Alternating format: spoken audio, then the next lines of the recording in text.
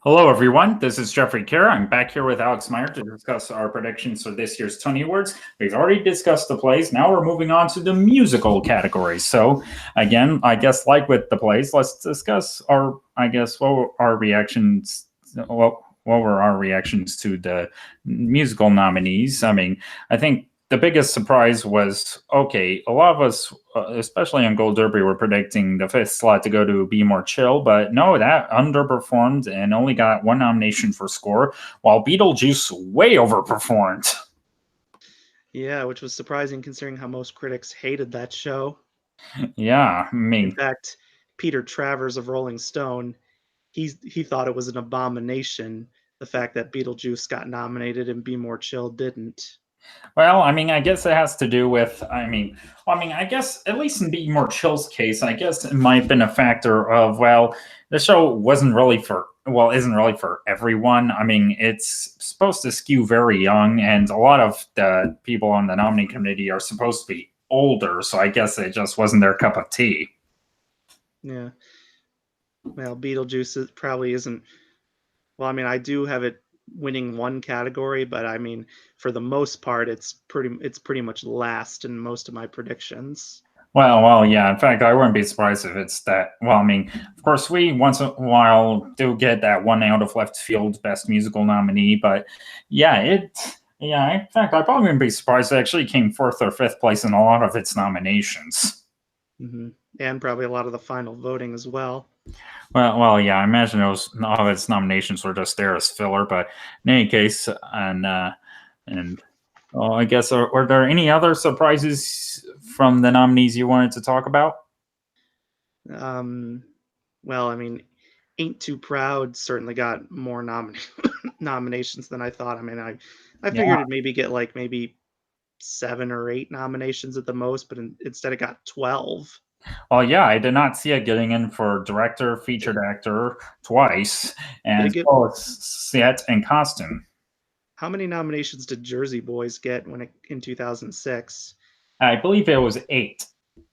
Oh wow, so it's more than Jersey Boys. Well, yeah, and well, yeah, it's of course, by some of the same creative team, director Des McAnuff and choreographer Sergio Trujillo. Mm-hmm.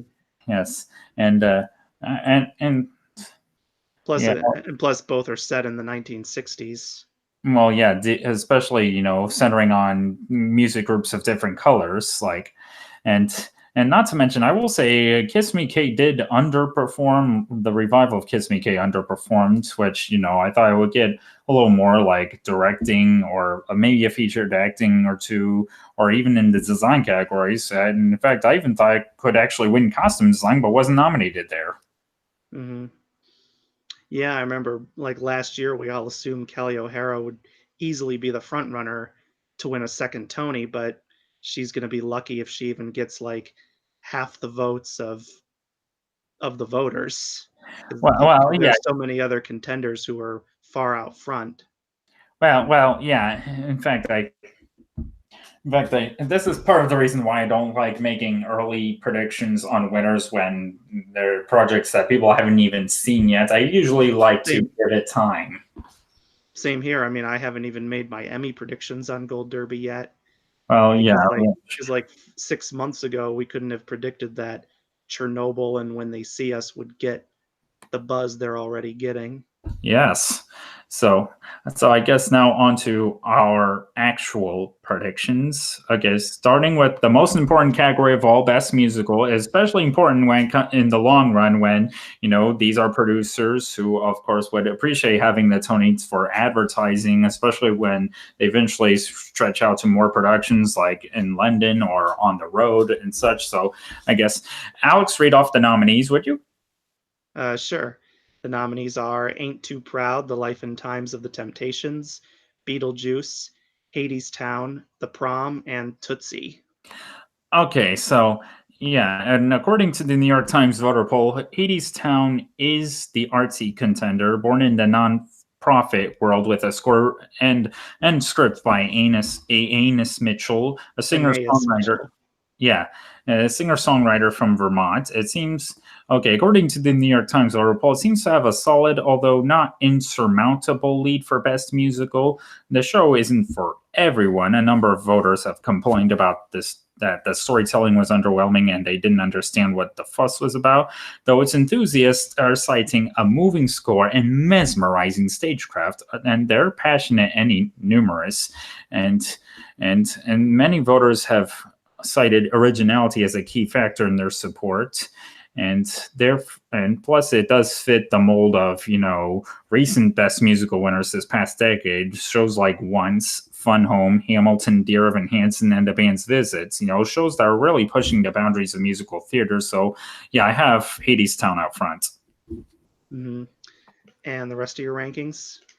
Okay, well, yeah, this was tricky. I settled on the Prom for second place, mainly because, okay, in the New York Times voter poll, okay, it said that the musical, they felt Hadestown was benefiting from the absence of a consensus alternative. I mean, the show with the strongest shot of overtaking appears to be The Prom, which is an original musical about a high school inclusions controversy. And, there is, again, rooting factor for that show. It's an original, completely original musical. It's kind of a love letter to Broadway because it deals with Broadway performers coming to this small town in Indiana to really fight for inclusion. And though Tootsie and Ain't Too Proud were reportedly not far behind, and which, by the way, Tootsie's my third place ranking, and Ain't Too Proud in fourth, followed by Beetlejuice in fifth. Yeah, I have Hadestown winning as well. I actually have Tootsie in second place, mainly because it's expected to win at least 2 key categories, which can certainly benefit it, and it possibly overtaking Hadestown for Best Musical. And kind of like Kinky Boots in 2013, right. While it certainly retains elements of the movie that it's based on, it's also a radical reworking so that it's not a carbon copy of that movie. I think many people said that last year Mean Girls didn't win because for the most part it was a carbon copy of the original film, minus a few references that were updated in terms of technology and social media. Whereas with Tootsie, from what I've read in this article in the Hollywood Reporter and many other sources, the overall concept of a man dressing up as a woman to gain acting work is still the same, but radically different, where they move from the world of soap operas to the world of Broadway and also include the Me Too movement as well. Well, yes, it's a complete update. Yeah. And of course, we'll be talking a little more about that when we get to Best Book of a Musical. Yes. And the rest of your rankings? I have the Prom in third because it's been the little show that could. It's the kind of show that with its concept could have either been a big hit or a big flop. But it's and shows like this often don't hold on this long, so it's obviously done something right. And then I have Ain't Too Proud in fourth, and then Beetlejuice in fifth. Yeah. So again, yeah. If Beetlejuice should somehow pull off a shocking upset win, I wonder what the reaction in the crowd will be. Oh man, I imagine like someone will be breaking a monitor just like Charles Bright did after Margot Martindale won an Emmy for The Americans a few years ago. I'll get to that in a category where a certain other show is nominated that critics probably want to take a baseball bat to or other things. Yeah. So I guess now on to Best Revival of a Musical, where there are 2 nominees this year, mainly because there were only 2 musical revivals that opened on Broadway this past year. So in any case, they are Kiss Me Kate and Oklahoma. And it seems that this revisionist production of Oklahoma that's currently playing at Circle in the Square has impressed way more voters than the only alternative, which is a more traditional production of Kiss Me Kate. Although it's worth noting, Kiss Me Kate apparently did undergo some revisions to the book to make it more palatable in the Me Too era. Well, yes. I meant in terms of its presentation, not the script, which, of course, people did have complaints about the updates, whether they felt it worked or not. Right, yeah, so so I think Oklahoma easily wins this. Oh, yes. I mean, in fact, those critics who the detractors the production of Oklahoma has, appears to be substantially outnumbered by those who appreciate the fresh take, and even some skeptics said they chose to reward it for its ambition. Mm-hmm. Yeah, because what I've seen in photos and videos, they wear modern day clothing. The set is very minimalist. There's like barely Yeah. any props, and they play instruments on stage. It's like guitars and banjos, not like traditional orchestra instruments. So it feels more like you're listening to a Dolly Parton album than a traditional Broadway musical. Yeah, But or even Patsy Cline. yeah, but despite the kind of the country music feel, I think it works because Oklahoma is probably has some of the it's home to some of the biggest country music stars in the world, like Blake Shelton, for instance. Well, yeah, so despite the divisive nature of Oklahoma, I think Tony voters are more likely to champion this particular production as it, again, pushes the boundaries of staging a classic musical. So, yeah, it's real easy. Oklahoma, then Kiss Me, Kate. Yeah, same here. So now on to lead actor in a musical. And Alex, the nominees are? Okay, and the nominees are Brooks Ashmanskas, The Prom; Derek Baskin, Ain't Too Proud, The Life and Times of the Temptations; Alex Brightman, Beetlejuice; Damon Dono, Oklahoma; and Santino Fontana, Tootsie. So I think this is probably going to be one of the biggest locks of the night, and I have Santino Fontana winning for Tootsie because I remember, even though he can be hit or miss in his predictions, I think Michael Riedel was probably onto something when back in September he said, just engrave the Tony with Santino Fontana's name because he's gonna win this.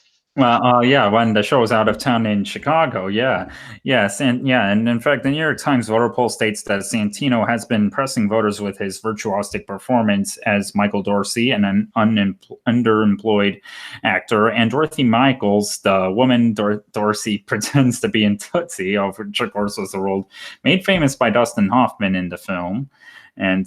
Yeah, and it looks like the Broadway favorite will officially be turned into a bona fide star this Sunday night. Plus, he continues the long tradition of men winning for performing in drag, like with Douglas Hodge for La Cage aux Folles and Billy As well as Porter for George Hearn Pose for the this original decade. production. Say that again. As well as George Hearn for the original production. Yeah. So clearly Tony voters like it when male performers have to dress up as women for their roles. Well, yeah. And I know in this version I've seen clips. Santino Fontana also has to sing in a much higher vocal range so that he can maintain the illusion that he's a woman. Well. Oh, yeah. Plus, there's a lot of quick change. Like he even mentions there's the backstage is almost like a war. Mm-hmm. Yeah, he said it's definitely not easy with all the costume changes and what's needed to keep the costumes on him. Mm-hmm. So yeah. My overall rankings, I have Santino Fontana, Damon Dono, Brooks Ashmanskas, Derek Baskin, and Alex Brightman. Oh, same exact rankings for me. Okay. Finally, a category you and I agree 100% on. Yep.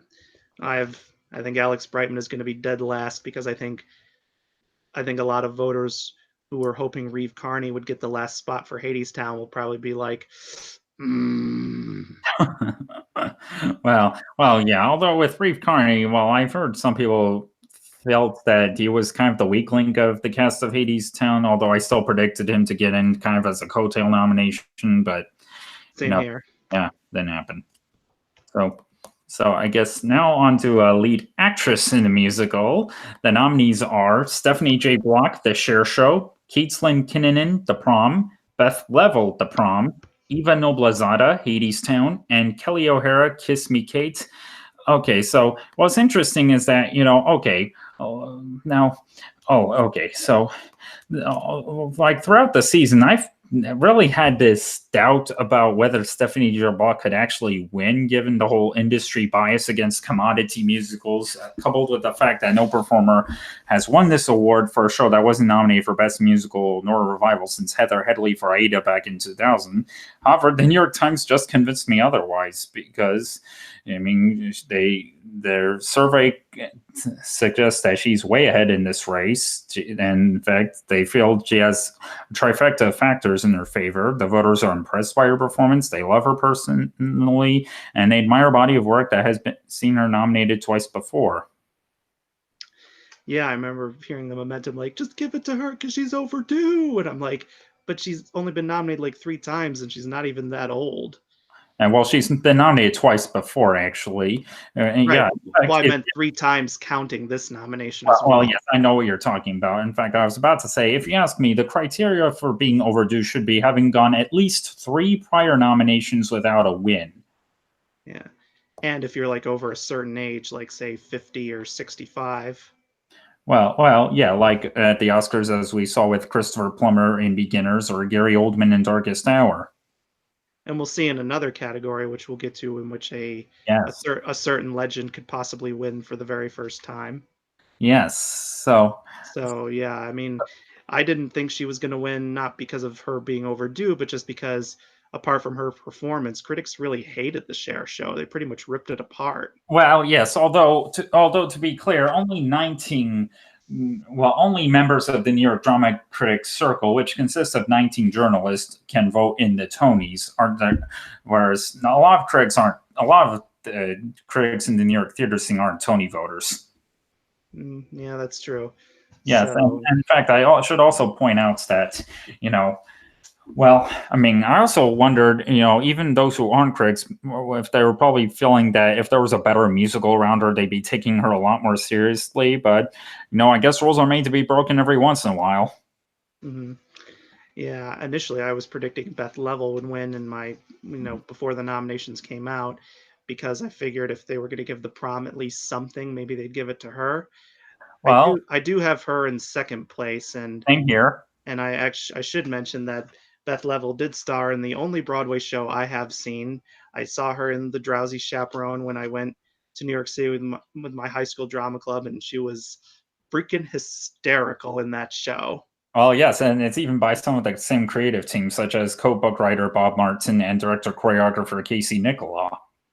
And she did win the Tony for that show, and well deserved too. Mm-hmm.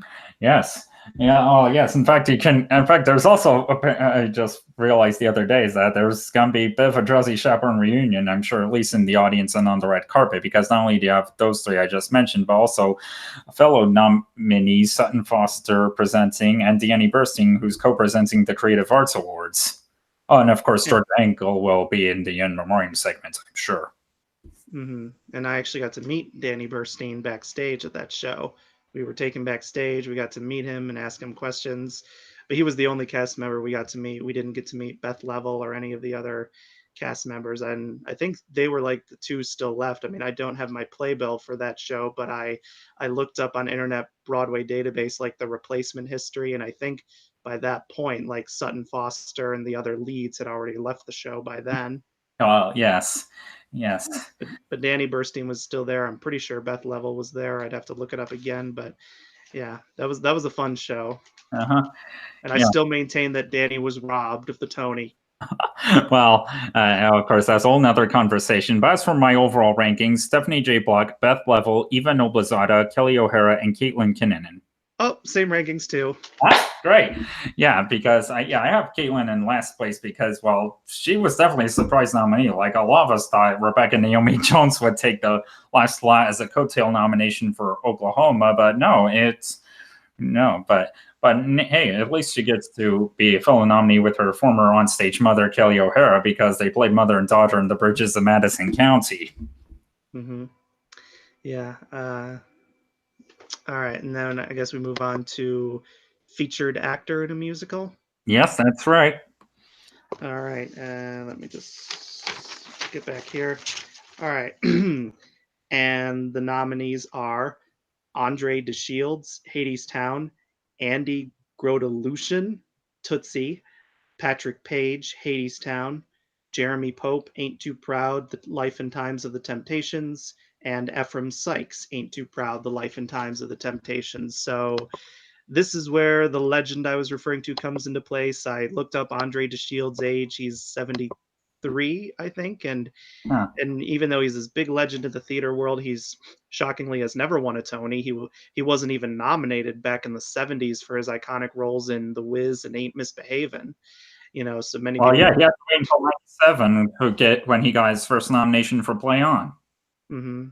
And then he was nominated for the musical version of The Full Monty. And even though I've heard some people complain about his role in Hadestown as not being the best of the cast, I do think, given that from what I heard, he's like the narrator of the show, and Yeah. narrator roles tend to win, kind of like with both Ben Vereen and Patina Miller for Pippin. And you can also kind of say Leslie Odom Jr. in Hamilton.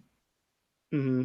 And given the fact that he's this big theater legend and he's up there in years, being in his 70s, and then and if people were like, "How does Andre DeShields not even have a Tony yet?" They may feel, "All right, he might.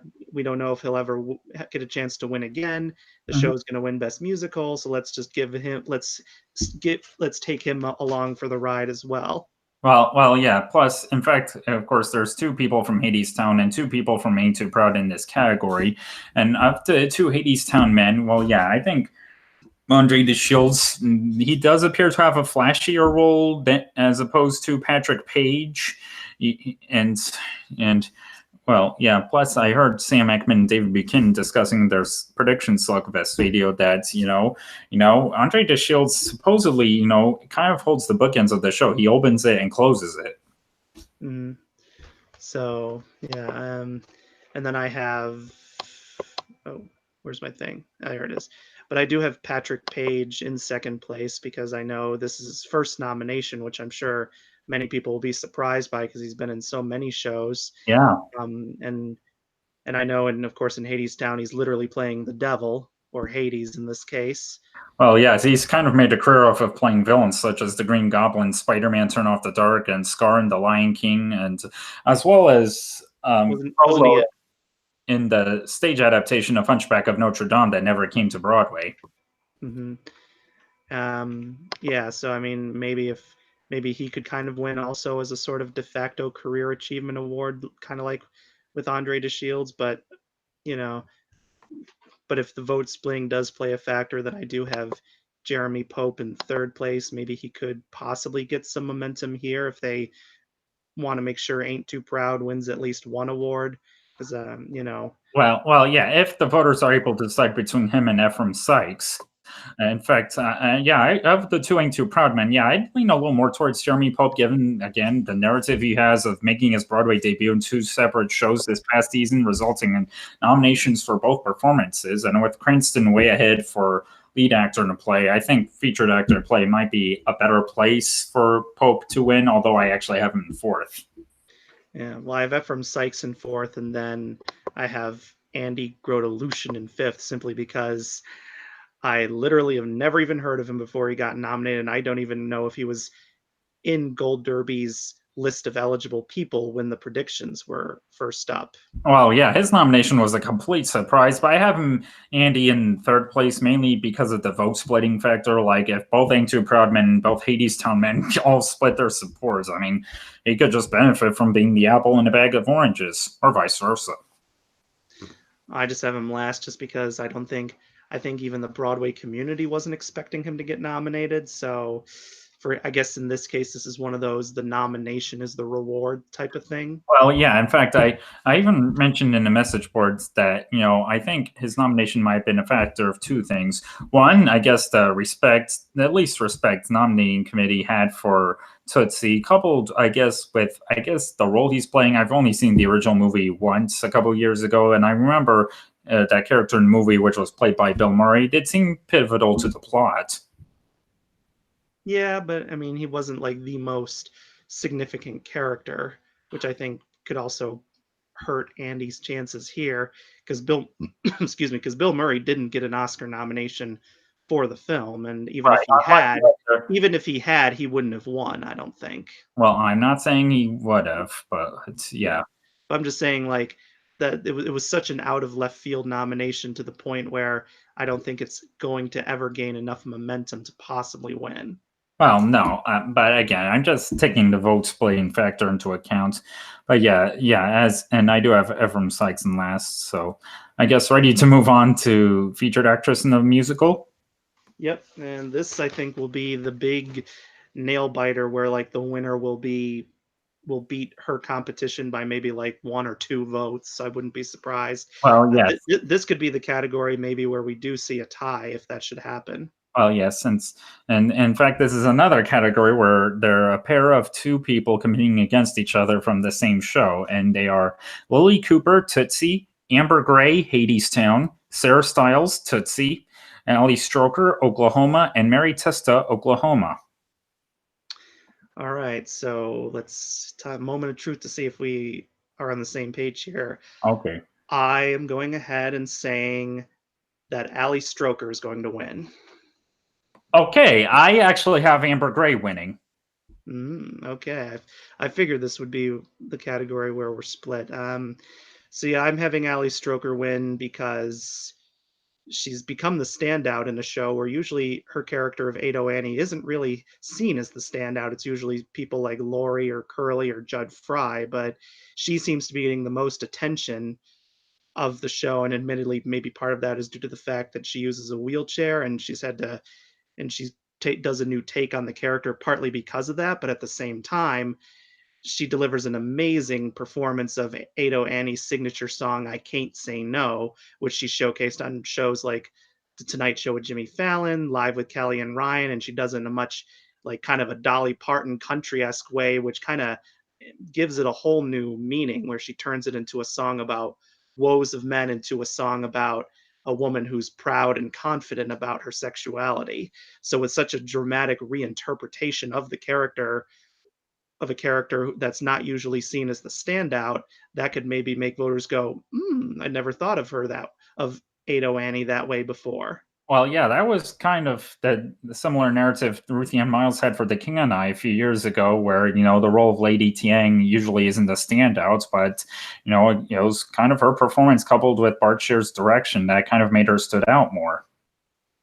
Plus the fact that this version of Oklahoma explores the darker undertones without altering a single line of text or lyrics, and the fact that with the exception of Once on This Island, every single Tony winner for Best Revival of Musical has won at least one acting award.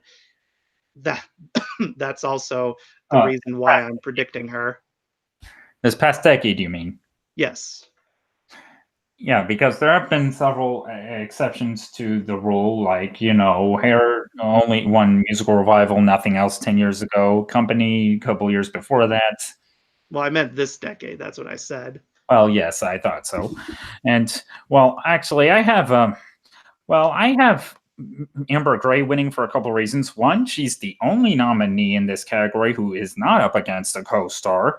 And, you also got to keep in mind that, Ali Stroker is up against, well, her co-star is Mary Testa, who's a Broadway veteran who's been nominated twice before. And she also, has what's usually been a standout role. Like Andrea Martin was at least nominated for the last revival in that same character. And, I could just see Mary Testa getting just as many votes, which would potentially lead to vote splitting. Like I believe I heard David Buchanan talk about this in the Slugfest I was talking about, saying that when he saw the production, he did notice that the role of Aunt Eller, even when she's she's kind of on stage on the whole show, especially in the background, even reacting to what's going on. So never know.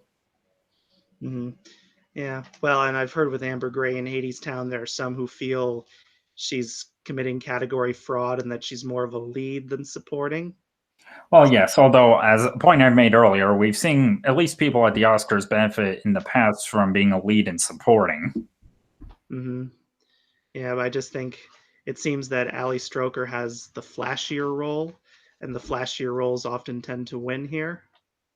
Well, yes, though again, I heard that Amber Gray does kind of close the show in a post curtain call number, and especially with Hadestown being out front for best musical. In fact, I guess how I have Hadestown doing overall, it to me would make sense for it to win at least a couple acting prizes. Mm-hmm. Well, I mean, I kind of use that same mentality myself, but like I notice how, like, like I said before, with the exception of Once on This Island, every revival of a musical winner of this decade has at least one acting award under its belt, and I just feel that, you know, if if voters want to spread the love, because I do feel they're going to spread the love between Hadestown and Oklahoma in a couple categories, I feel they may think, well, why don't we give at least one acting award to each of them? Well, again, it depends on the divisive nature of Oklahoma, but as for my overall rankings, Amber Gray, Ali Stroker, Sarah Stiles, Mary Testa, and Lily Cooper. Uh, yeah, I pretty much, well, yeah, the same bottom three, but of course I just have Allie and Amber in difference in the reverse view. Well, yeah, in fact, it's worth noting that just like the original movie, Tootsie has two feature supporting actress nominations in this category for the same characters, like Terry Garr, who a lot of people thought should have won the Oscar for Tootsie. I mean, she lost to Jessica Lange, who clearly benefited from being a double nominee that year with an additional nomination lead for Frances. Of course, she wasn't winning for that against Meryl Streep and Sophie's Choice. Mm-hmm. All right, so now we move on to, I guess, is Best it direction of a musical. okay? And this is my second super bet, Okay. and I think, oh yeah, it's my turn to read off, right? Yes. All right, and all right, and the nominees are Des McAnuff, Ain't Too Proud, The Life and Times of the Temptations, Rachel Chavkin, Hadestown, Daniel Fish, Oklahoma, Casey Nicholaw, The Prom, and Scott Ellis, Tootsie. So I think, based on the amount of acclaim, as well as to kind of make up for the fact that she shockingly lost 2 years ago, I have Rachel Chavkin winning for Hadestown. Yeah, same here. And again, it was definitely a surprise, not only by the fact that she lost, but who she lost to. Because I remember a lot of us thought her alternative would be Michael Greif for Dear Evan Hansen, but it ends up being Chris Ashley for Come From Away, which, well, I mean, Yeah, which not even he saw coming, judging oh, by his reaction. yeah, yes, and this time I think Rachel Chafkin will actually take it for the best musical frontrunner. Though my second place ranking is Daniel Fish for Oklahoma, given his think outside the box approach to this show. And those who've been familiar with the Rogers and Hammerstein Classic can easily be able to notice that the current revival is all 100% his vision. Hmm. Yep, And I have the same top two, and then I have Scott Ellis in third, same Casey here. Nicholaw in fourth, and then Des McAnuff in fifth. Okay, I have at least have the same top three. In fact, well, yeah, Scott Ellis in third place, especially considering that this is his ninth nomination and he's way overdue. Talk about always the bridesmaid, never the bride. So, and Yeah.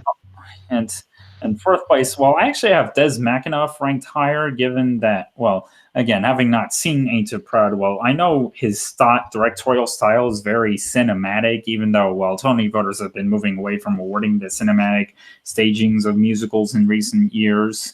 But, I guess partially taking into account that this was sort of a comeback for him, given his because since Jersey Boys won Best Musical in 2006, he had kind of a mixed track record with, a critical bomb revival of Guys and Dolls, as well as Dr. Zhivago and Summer the Donna Summer musical last year. I mean, he did have a Jesus Christ Superstar revival, which had a more mixed response, but still, I guess this was for the most, Ain't Too Proud was for the most part seen as a return to form for him. And I have Casey in last place, I guess, kind of take into account that he was snubbed in choreography, which, I mean, while probably not as fatal for Prom's chances of winning Best Musical, but I am kind of taking that into account, but that's just me. Yeah. Well, I guess I have Casey Nicholaw a little higher because this will be like his here he's not having to co-direct alongside Trey Parker and Matt Stone, from South Park, like he Right. did with the Book of Mormon. Because that was more, because even though he directed the Book of Mormon, that was very much, a Trey Parker, Matt Stone show. Well, yes, although Trey Parker was the only other credited co-director on that. Well, yes, but I'm just saying he doesn't have to. It's very clearly his vision and style that he's doing with the Prom. He's not having to share with someone else. Yes. Okay, so I guess ready So, to talk about best original score? well, before we move on, I mean, if Rachel Chapkin should win it, I think it'll be a very special occasion for her because I've noticed in like photo galleries of recent events, she appears to be pregnant. Well, yeah, I even heard that in an interview with Keith Price on his podcast, Keith Price's Curtain Call, after she won the drama disc. Yeah, yeah. And So that'll and be nice. Win a Tony, have a baby in the same year, well, yeah, I mean, we've obviously seen that at the Oscars with Catherine Zeta-Jones in Chicago. and Natalie Portman for Black Swan. Yeah. Well, yes. In fact, if she wins, this she would become the fourth woman in history to have won the Tony for directing a musical. The other three being Susan. Oh, sorry. Yeah, Julie Taymor for The Lion King, Susan Stroman for the producers, and Diane Paulus for Pippin. Mm-hmm. All right. So then, yes, you said best score is next. Yes, and so the nominees for Best Original Score are Be More Chill, music and lyrics by Joe Iconis, Beetlejuice, music and lyrics by Eddie Perfect, Hades Town, music and lyrics by Enos Mitchell, The Prom, music by Matthew Sklar, lyrics by Chad Bagelin, To Kill a Mockingbird, music by Adam Getzel, and Tootsie, music and lyrics by David Yazbek. And I think this is probably one of the best bets for Hades Town on Tony night. Yep, I agree. My rankings are Hades Town, Tootsie, The Prom, Be More Chill, To Kill a Mockingbird, and Beetlejuice. Oh, well, I have different rankings. I actually have the Prom in second place, given the whole discussion on if I don't have it winning anything, and who knows where Tony voters may feel they want to throw a bone to it somewhere. Third place Tootsie. Well, I mean, I totally get your reasoning for second place, given that this is David Yazbek. It's his honeymoon period from the band's visit last year, and well. I mean, and well, Beetlejuice I have in fourth. I would rank it lower, but it's I guess maybe his visibility factor from this past season kind of helped him get a nomination because he also did King Kong. And well, even though I don't think he has any chance of winning, well, I have him ranked higher than Adam Getzel for To Kill a Mockingbird since Play Scores have never won this award, and Be More Chill in last place, given that's the only nomination it received. Yeah, well, I have Be More Chill higher just because the score has gained this cult following, and it just like I've heard it has some like several great like standout songs, whereas like no one's talking about any standout songs from Beetlejuice. Well, that's true. Yeah. But plus, I have To Kill a Mockingbird higher than Beetlejuice just simply because of snob appeal. Because Adam, is it Gettle or Gettel? Gettle. Oh, I thought it was Gettel because I thought that's how I heard somebody say it. But Well, I've um, heard Gettle. I guess it's one of those tomato type of things. I, Yeah. I I have him higher simply because he already won two Tonys for Light in the Piazza. So I thought, all right, there's automatic kind of snob appeal right there for voters. Mm-hmm. Even though he has no chance of winning here, I think they probably, if they had to pick between To Kill a Mockingbird and Beetlejuice, they'd probably pick To Kill a Mockingbird Mm-hmm.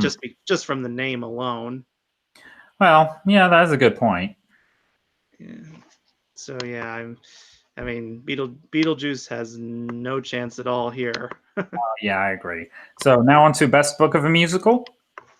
Okay, and the nominees are, where's my thing? Here it is. The nominees are Ain't Too Proud, The Life and Times of the Temptations, Beetlejuice, Hades Town, The Prom, and Tootsie. Okay, so where do you stand on this? Like, I know we've got to take a look at the fact that this past decade so far, of course, is last year of the 2010s, but only once has a show won Best Book of Musical, but not gone on to win Best Musical, which was 2013. That the book went to Matilda, while Kinky Boots won Best Musical.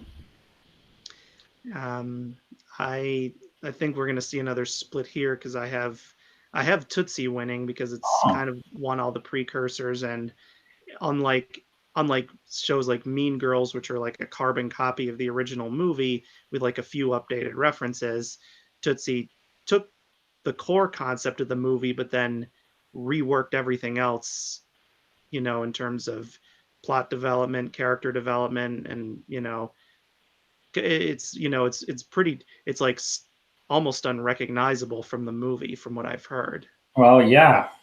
And, well, yeah, Robert Horton did get a lot of acclaim for doing a complete update of the story from the original movie to the Broadway musical. Not to mention, this is kind of a journeyman writer. Like I believe he's worked on sitcoms. Also wrote several shows, including, I guess, at least a couple that never made it to Broadway, like Lone Star Love, which was this musical that was supposed to star Randy Quaid, but never made it. He also wrote some Disney Channel movies. Oh yeah, I did see that, which were Teen Beach movies, Sweet Life movie, several other stuff, and yes, and I guess this is should probably catapult him to, I guess, the finish line. And maybe get him more high profile work. And then the rest of my rankings are Hadestown, The Prom, Ain't Too Proud, and Beetlejuice. Same rankings as me. Okay. Yes, and in fact, I will say, if Hadestown goes on a sweep throughout the night, I could just see Enos Mitchell winning book as part of the show's potential haul. Then again, voters may just feel they'll already have opportunities to award her in scores, so they may not feel the need to give her two in one night. Mm-hmm. So, I guess now on to Best Choreography. Yep. Well, it's your turn now to read. Yes, it is. And the nominees are Camille A. Brown, Choir Boy; Warren Carlyle, Kiss Me Kate; Dennis Jones, Tootsie; David Newman, Hadestown; and Sergio Trujillo, Ain't Too Proud. So Warren Carlyle appears to be out front here for his work on Kiss Me Kate. And do you stand on that? I'm actually predicting Ain't Too Proud will win. So am I. Because I feel with 12 nominations, I feel that there's going to be a backlash if it doesn't win at least one award. Because unlike the other 12-time nominated shows that got shut out, Ain't Too Proud is still running, and it's not a carbon copy of its previous source material, because the Scottsboro Boys was shut out because it just closed way too early. And plus it was hardly anyone not known as the Book of Mormon. And Mean Girls got shut out just simply because it was too much of a carbon copy of the movie. Well, yeah, plus there just wasn't any snob appeal behind it. It skews very young. Plus, Sergio Trujillo, I know, was shockingly not nominated for Jersey Boys, and many people might assume that a show like that would win for its choreography, but wasn't even nominated. So therefore they may... sorry, I just want to say he also wasn't nominated for choreographing Memphis, which of course was another eventual Best Musical champ. So they may feel that they can make it up to him here? Well, yes. Plus, I'm also not sure if Tony voters would really want to completely shut out a 12-time nominated show 2 years in a row. So I think, if they want to award Ain't Too Proud, which is an if, and then just because it has all these nominations doesn't mean anything. But still, if they'd like to give it something, I think choreography is the best place to do it. Mm-hmm. Yeah. But I guess maybe some might think Warren Carlyle's... Well, I know he's already won a Tony, but I can see some people wanting to make it up to him, considering the fact that he wasn't eligible to be nominated for Hello, Dolly. Right. Of course, we'll see if hopefully he'll be eligible for The Music Man 2 years from now. Mm-hmm. Yeah, and then let's see, so the rest of my rankings are Kiss Me Kate, Hadestown, Tootsie, and Choir Boy. Another category where you and I are in complete agreement on. Yeah. And of course, Camille A. Brown, they're making it up to her here because, of course, she was shockingly snubbed for Once on This Island last year. Yeah. And she got in over Casey Nicola, who usually gets into this category every time he does a Best Musical nominee. Mm-hmm. So I guess now on to Best Orchestrations. And I believe it's your turn to read off the nominees, or is it mine? It's mine. Okay, go ahead.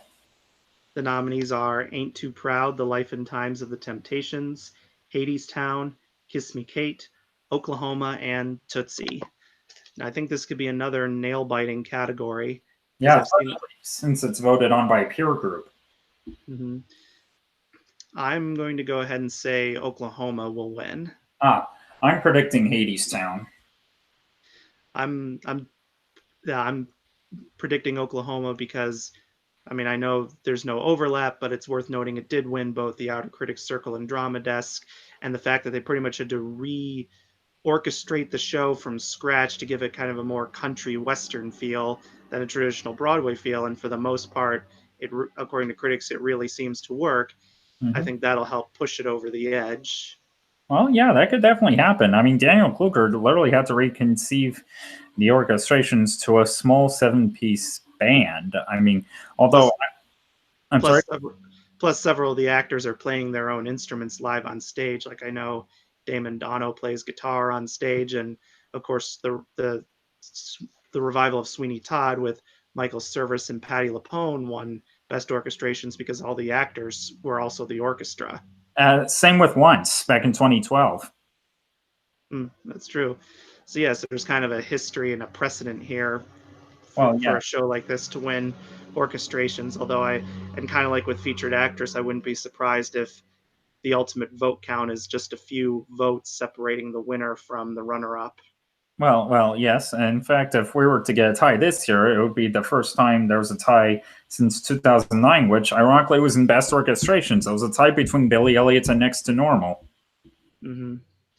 And then, yes, the rest of my rankings are Hadestown, Ain't Too Proud, Tootsie, and Kiss Me Kate. Okay. I have Hadestown winning this because, well, mainly it's probably just me feeling, after having previously underestimated the eventual best musical winner in this category the last years, I'm going with the front runner this time. And and plus, I believe that's also another show that has an orchestra on stage. Yeah. Or I guess background musicians, because I know the actors themselves, I don't think play any of the instruments. Well, no, though it does have no, though it does encompass, a sound that's usually not heard on Broadway, like New Orleans rhythm, jazz, blues, and well, plus, the winner for best score and orchestrations usually goes hand in hand. Hmm. Yeah, it's true, but I have a feeling if like Oklahoma were a new musical instead of a revival, it would probably win. It would probably be a big sweeper and win a lot of these categories. So, and just for the fact that they kind of had to re orchestrate the entire show from scratch and give it a sound that you would never assume a Rodgers and Hammerstein musical would have, and for the most part appear to have it work and work very well. That's kind of why I'm predicting it to win here. Hmm. Yeah, yes. In fact, let me do some math real quick.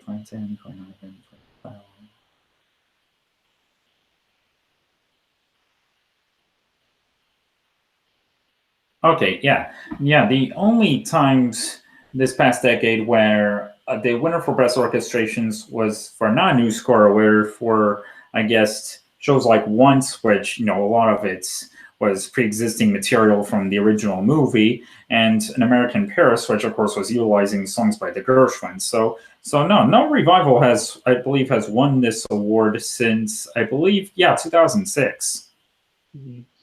But like you've said before, using previous material doesn't always necessarily bar it from winning. So the fact that you could win for using the Gershwin songs, I don't see why you can't win for reworking Rodgers and Hammerstein. Well, yeah, that's true, but again, it's just potential sweep I'm taking into account. As for the rest of my rankings, Hadestown, Oklahoma, Kiss Me Kate, Ain't Too Proud, and Tootsie. I have Ain't Too Proud ranked a little lower, mainly because, well, Harold Wheeler is already getting a Lifetime Achievement Award, so they may not feel the need to give him a competitive one in the same night.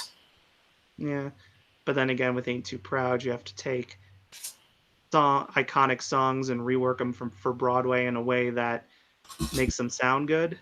Mm-hmm.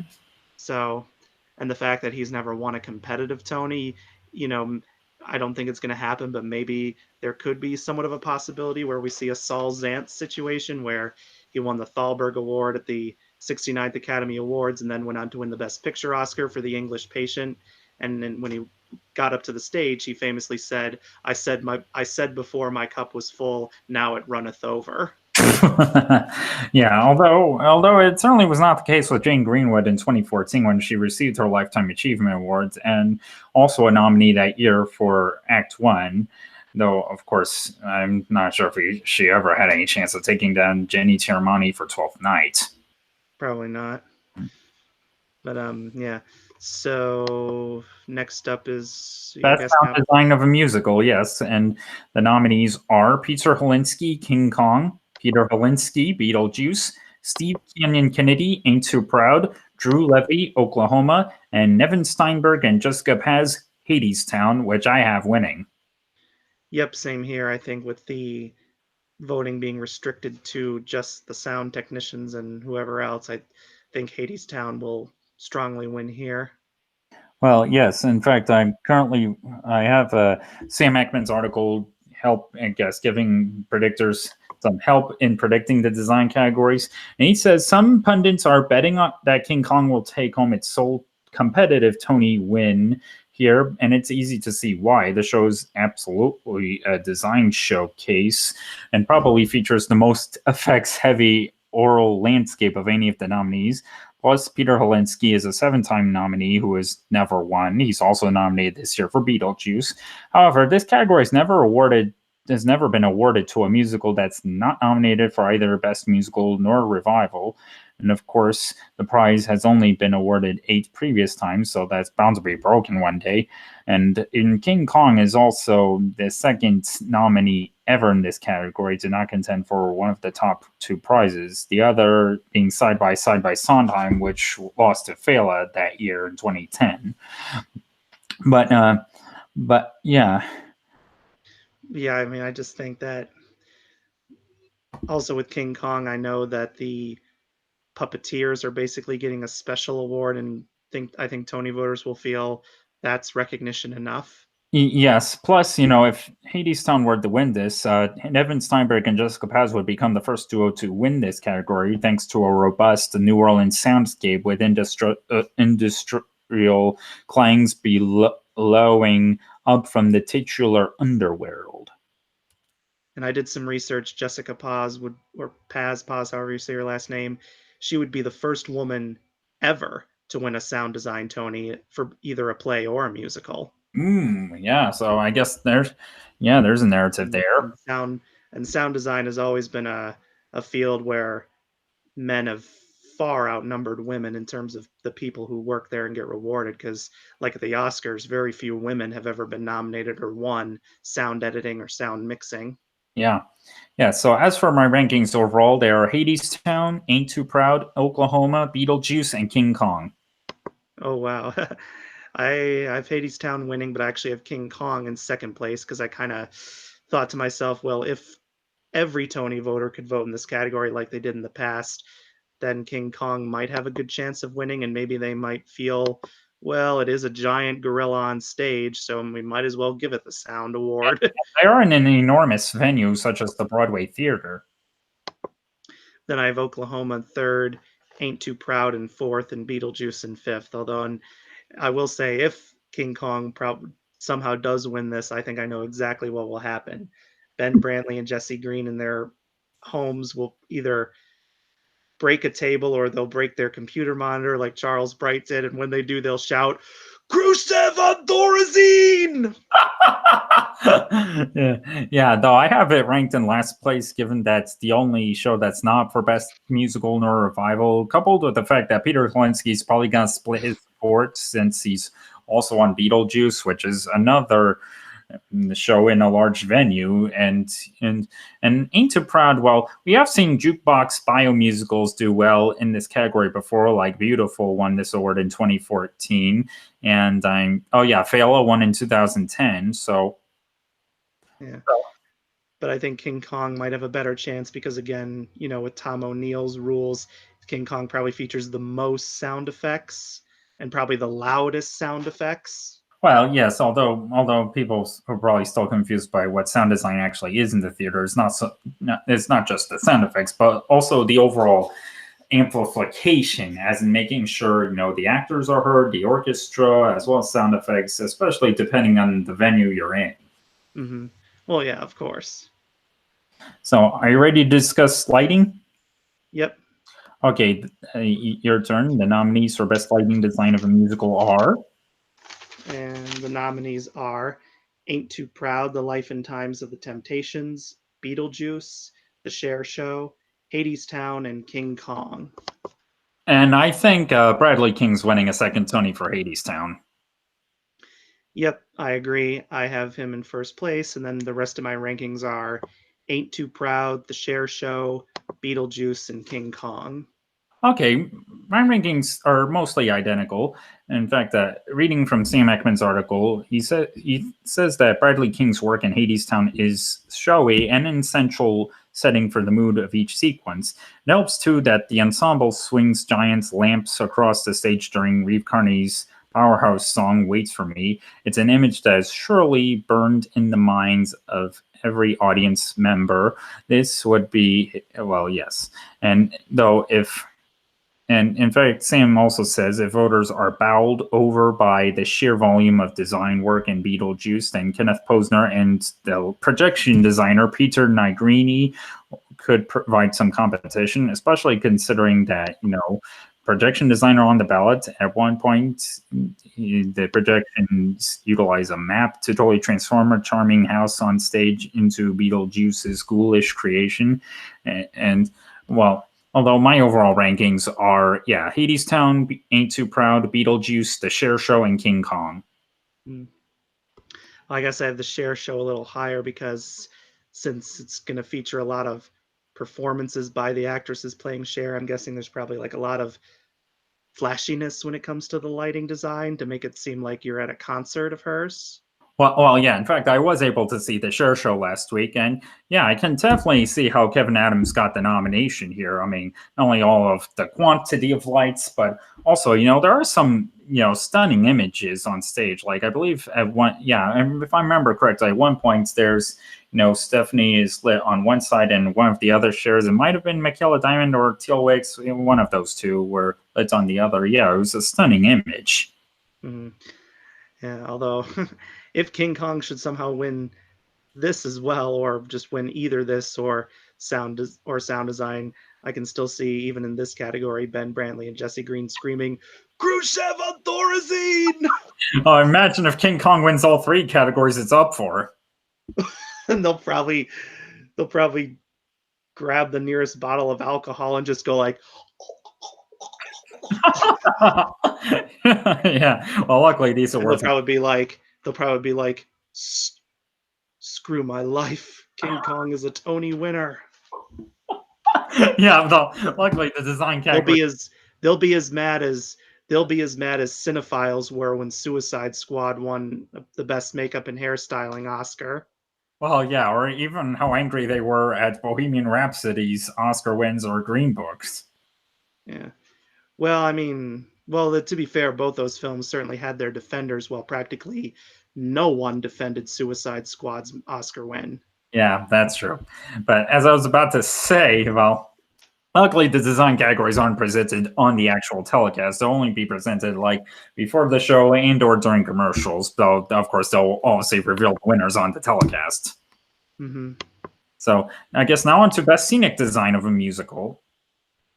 Well, yeah, I believe it's your turn now. It is. And the nominees are Robert Brill and Peter Nigrini, Ain't Too Proud, Peter England, King Kong, Rachel Hawk, Hadestown, Laurette Jelinek, Oklahoma, and David Corn's Beetlejuice. And this is the one award I have Beetlejuice winning. Yep, same here, because it looks like Beetlejuice has the most sets, or at least the most variety of sets in terms of design and color and things like that. That's kind of like the basis I use for correctly predicting SpongeBob's win in this category last year. Right, when a lot of people, myself included, as well as the eventual predictions contest winner Andrew Corden, predicted it'll go to My Fair Lady. Mm-hmm. And that was my biggest. Well, that was the one category where I received the most points for, I believe. Yeah, Let's go back and check. You can get bonus points if you correctly forecast the upset. Yep. So So I have Beetlejuice winning, but I do have Hadestown in second place, followed by Ain't Too Proud, Oklahoma, and King Kong. Okay, I agree with most of those rankings, although I actually have Oklahoma in third, followed by Ain't Too Proud. Well, just like with Oklahoma and King Kong, I have them in last place because there really isn't a set on there. It's almost like a bare stage, more or less. Well, yeah, although Peter England was also the production designer on King Kong, so he's nominated for that as well. Yeah.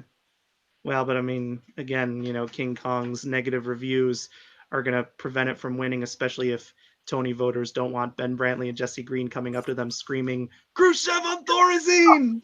Yeah, how many times could you possibly do that on this show? Well, that'll probably be my last time. Well, yeah, hopefully. Just because I I just wanted to do that for like each of the categories that Yeah. King Kong was in, because I'm sure Ben Brantley and Jesse Green were probably furious that it even got any nominations at all. Yeah, well, at least it wasn't for Best Musical. Oh, I bet if that happened, they probably would have been like probably taken out a column saying, using probably 4-letter words saying, "Fuck the Tonys." Yeah, but I guess I have Oklahoma ranked a little higher, given that, while it may not be the most obvious winner for set design, I mean, it does appear to be very inventive in how, it's obviously very pared down, especially in the round, almost like it's a show's taking place in a farmhouse. Mm-hmm. Yeah, I mean, that's a good point, but I think, it's probably a Beetlejuice Hadestown two-hander here because they seem to have the most sets, or at least the most colorful sets. Well, yes, and Beetlejuice obviously being the most showy. Like Sam Ackman says in his article that his gut says David Corns will win for having the most scenic design of any musical this season for Beetlejuice. It's an immense set with moving parts that perfectly captures a twisted Tim Burton vibe while keeping things fresh. However, though, of course, David Corns has had quite a rocky history with the Tonys.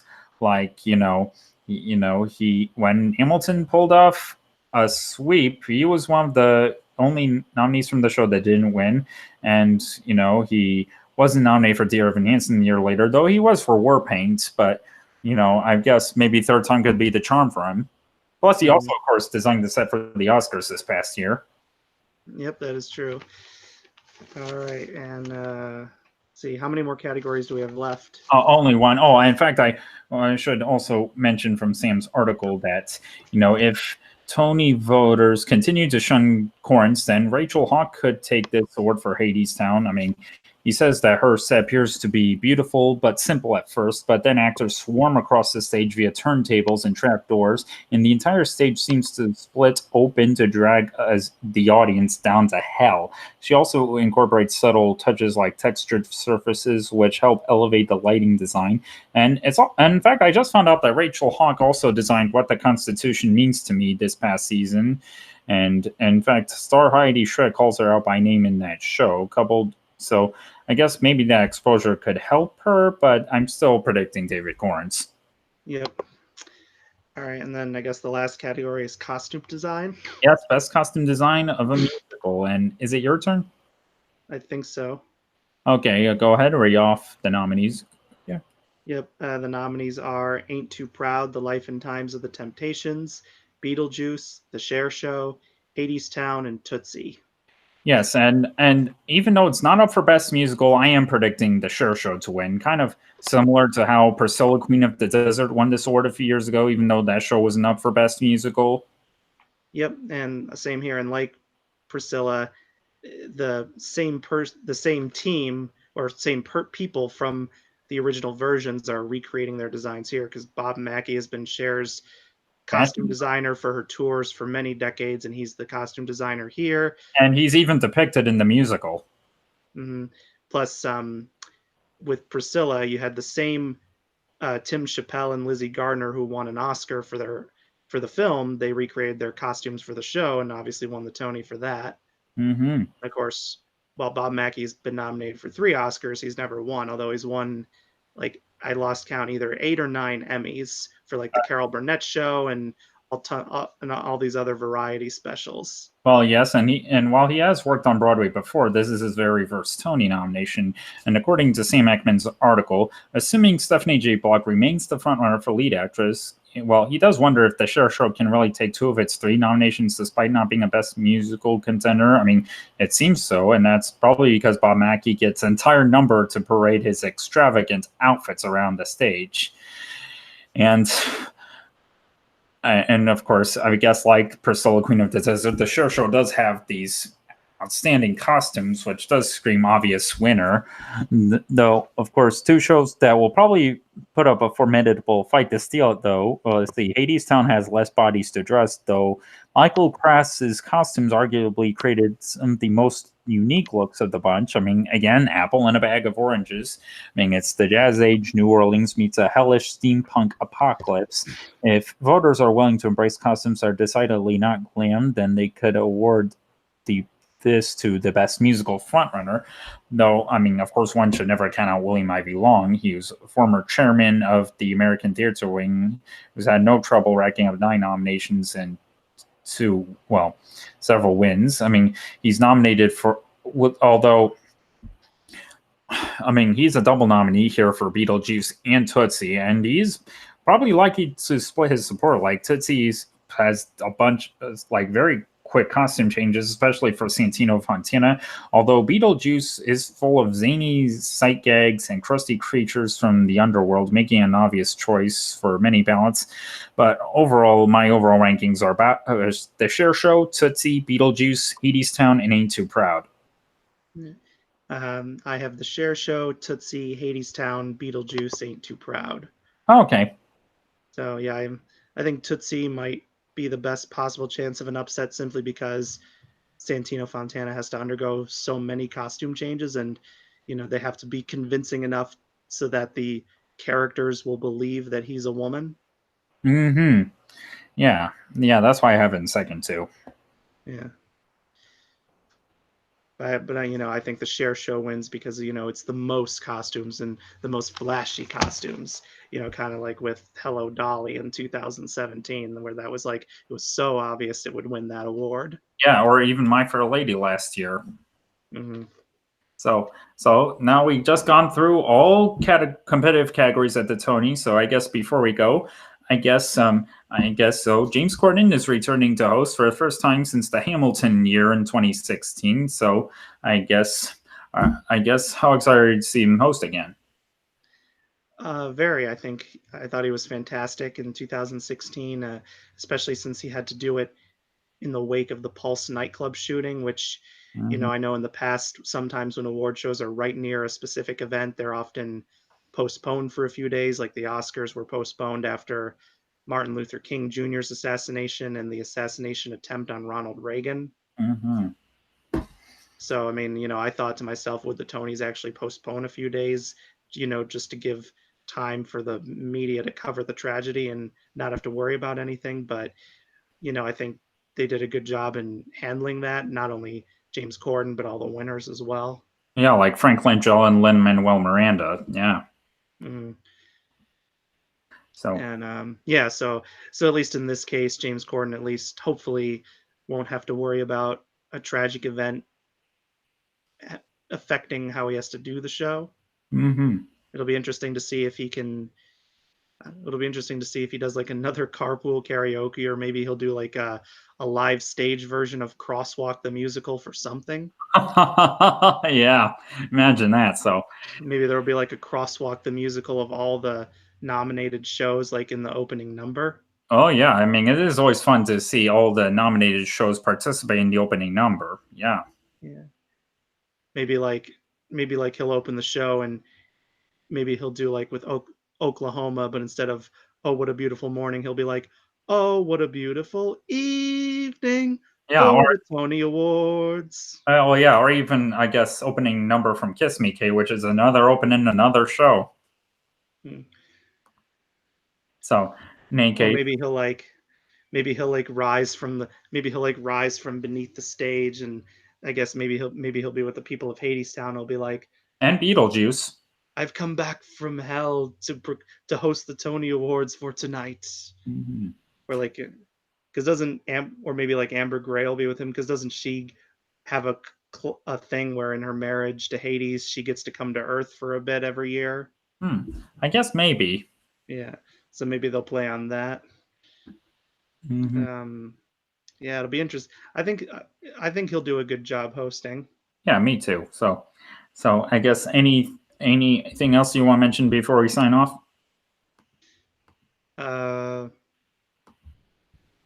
Not that I can think of.